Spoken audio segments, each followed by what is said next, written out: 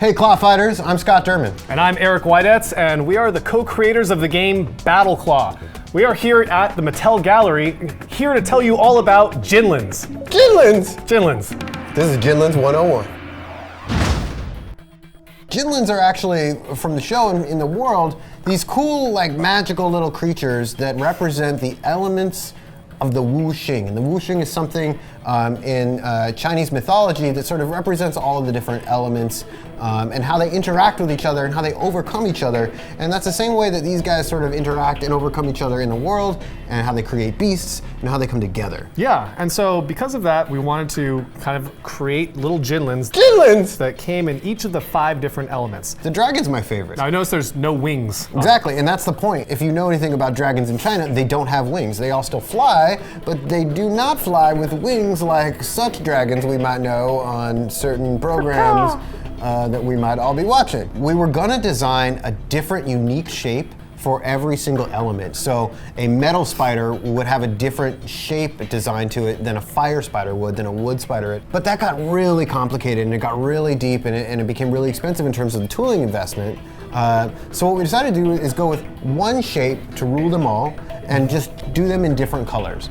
But I really liked the design that we came up with for the metal spider, so we just kept that. So that's why he has these little like rivet shapes on him. So you might be asking yourselves, why does it look like a metal spider? Well, they all look like it because I just like that design, okay? So there you go. We absolutely wanted consistency amongst these. We didn't want it so that we had to write special rules for every single shape, or that it was so varied that you didn't know that it was still a spider because of all the different changes. So for gaming purposes, we wanted to make it very, very consistent. It has to be really quick. You have to be able to spot these things right away. If you're reading your cards and it says, you know, get a spider Jinlin to activate this ability, and you're looking out there, but there's 5 different styles that spider could have come in. It was too much. It's analysis paralysis. Yeah. So by simplifying it, making them all one clean shape, just different colors, cleans everything up. So I'm going to talk about my favorite Jinlin right now, which is the Scorpion. So I realized that with content and history and all these other great things, the dragon is your favorite. For me,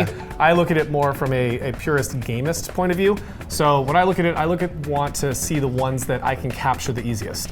So in terms of the different Jinlins, the Scorpion I feel is the easiest to capture. It has so many appendages and little wiry parts. It's true. Sometimes even one little tiny piece of the BattleClaw can connect to them and it'll still drag him across. We have a couple others. We have the Squid, which is interesting. It's inside a shell, kind of like a mollusk. What else do we have? We have the Snake. Snake, it definitely is a compact shape that almost in any possible way that it can lay, it's very similar, so it's easy to grab from that same sense. This guy. Oh yeah, Rhino. Rhino. Rhino. Come on, save the rhinos. Save them. Save the rhinos. So as we move into the multicolored Jinlins. Jinlins! They are 2 different colors. And so, which means that if I'm trying to capture a fire element or a water element, this counts for both of them. So it really opens up your strategy when bringing these Jinlins to the table. Sometimes when these 2-part color variants right here, you'll see that sometimes he has a blue body with a yellow thorax, and sometimes he has a yellow thorax with a blue body. And so it's kind of a fun thing for especially like the completionists, for collectors and stuff like that. It just gives you a little variance. In the game, they function the exact same way. And these are really fun. The episode that these appear in is episode 17, when Team Go-Go actually finds that rare Jinlin grotto where they fall down this hole and they end up kind of like Alice in Wonderland style. They end up in this grotto where there's all these Jinlins running around. Jinlins! They've never seen them before. There's these bounty hunters that are trying to trap them, and Tyee discovers that the dual color Jinlins actually have so many cool abilities you can swap out mid-battle, just like we talked about. But then they meet one cool character, the rare Ape Jinlun, who happens to befriend them and actually save them in the end of the day. Yeah. So let's talk about this guy. So just like in the show, these are kind of like a rare Jinlun that appears in the world of BattleClaw. So of course we wanted our rare Jinlun to be really, really powerful. So whereas with the uncommons, they kind of represent 2 different colors, these wild Jinlins are exactly what they sound like. They are wild cards. They can be used for any single color of the element. And actually one of those cool things about the Jinlins, as you'll see in consecutive things moving forward, is that the color will be different than any of the colors in the Wu Xing, and it will represent sort of the new mechanics. So stay tuned for more of that. Yeah, so speaking of staying tuned, now what you get to see right here is basically everything that's coming out with the very first set of BattleClaw.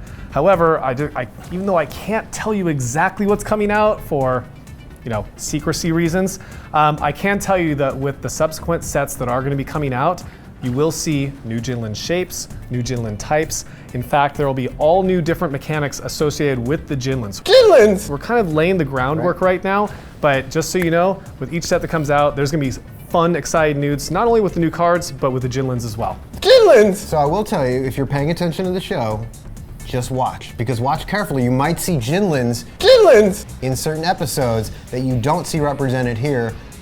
Maybe, maybe not. Some of them will be coming soon. Oh, I'm not telling you. You gotta watch. You gotta watch it. But I'm just saying, if you're looking and you're on the hunt, and you want to know what's coming next, watch the show. All right, so I think that wraps up everything about the Jinlins. This has been Jinlins 101.